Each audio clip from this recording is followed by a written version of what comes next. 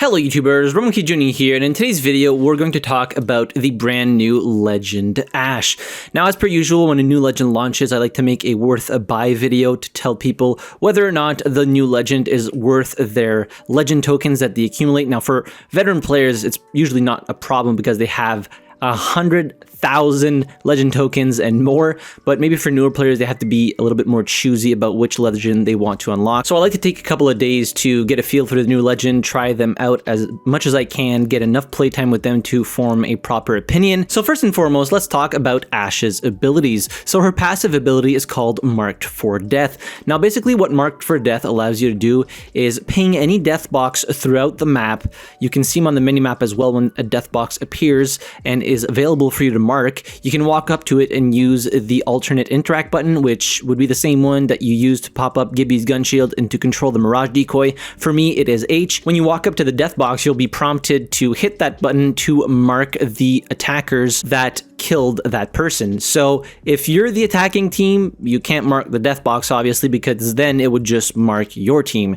So basically you walk up to a death box and you can mark them with the passive, and it shows them wherever they are on the minimap to you and your teammates. Now, this can only be done once per death box, and obviously if the attackers of that death box are not alive anymore, it's just going to tell you no surviving attackers. Now, the ping on the map doesn't last all that long, but it's a good idea to see if there are nearby teams. Obviously, Stormpoint is a massive map, so sometimes by the time you get to a death box and you mark it, the attackers are long gone, but it does give you a good idea of where people might be. And it also reveals to the enemy team that they have been marked by Ashe's passive ability. Moving on to her tactical ability, which is called Arc Snare. So basically what this does, it throws kind of like this knife that turns into a snare. So it is a projectile based thing, so it's not instant. It does have some travel time, and as you can see, it does a little bit of damage, and it snares the person in the radius that you could see around that bot right there. It doesn't last all that long.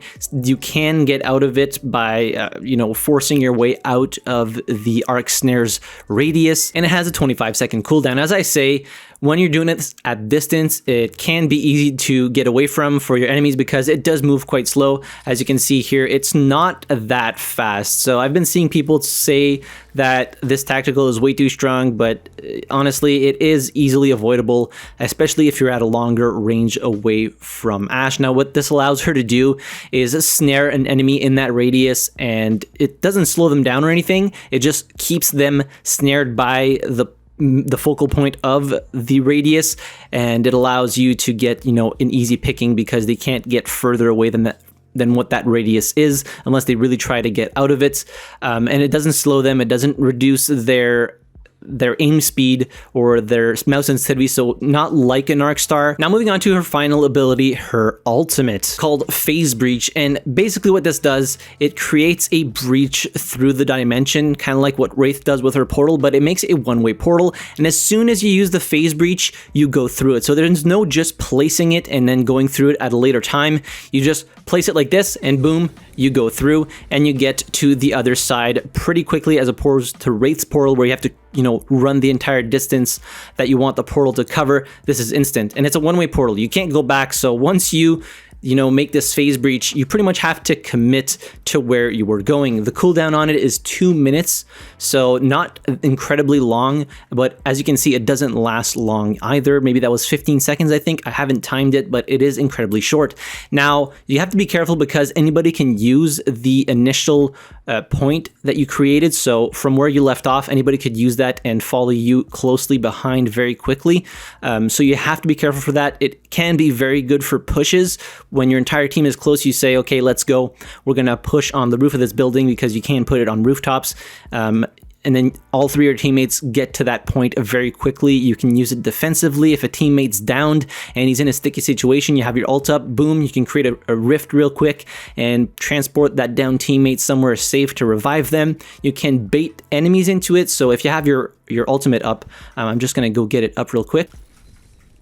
So something that you can do is, create the portal, go through it, and then just throw your tactical on the ground, and if an enemy follows you through, well, they're going to be snared in that area, and it's going to be easy pickings for you and possibly your team. Now, I think the distance on this is roughly 60 meters. kind of like similar to what Wraith's Portal is. So it is quite a good distance, and it can get you in and out of situations very quickly, especially considering that the ult charge time isn't that long. So now that we're done talking about Ashe's abilities, how do I find her personally? I am having an absolute blast playing as Ashe. She is so fun to play, like way more fun than Seer to me. So if you are an aggressive player, you can get an incredible amount of kills with her. She really has a kit that can be versatile as much for aggressive players as defensive players, because you can snare enemies that are chasing you, you can get away from enemies with your ultimate that is incredibly quick to deploy, you can help teammates out when in a sticky situation.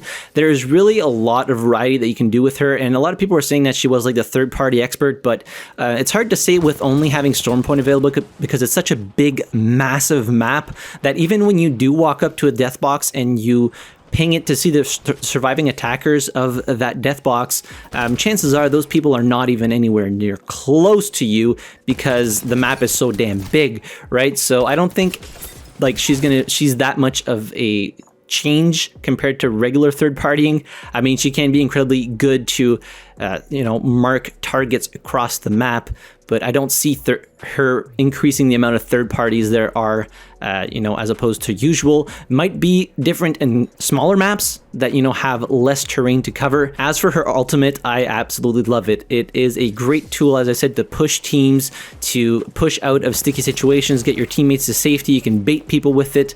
It's just a nice ultimate all around.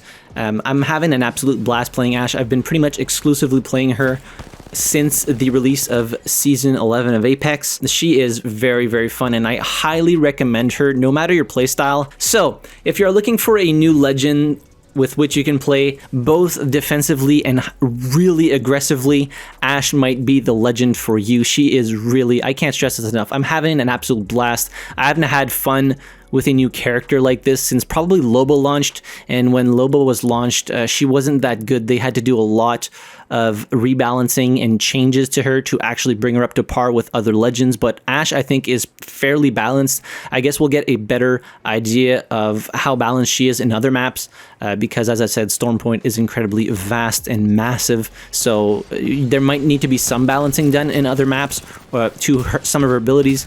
But I really think that she is a great character pick if you're looking for a new legend, and I can't say how much fun she is to play. It's such a breath of fresh air. But anyways, rambling over, I hope this video helped you out. Maybe pick the new legend Ashe for your next unlock. Let me know if you have anything to add in the comment section down below. Did you find some neat, creative ways to use her tool set, to use some of her abilities? Leave all that in the comment section down below. Hit the like button if you enjoyed the video, subscribe to the channel if you haven't already, and as always, thank you very much for watching. I really appreciate it, and I'll see you guys in the next video. Have a good one.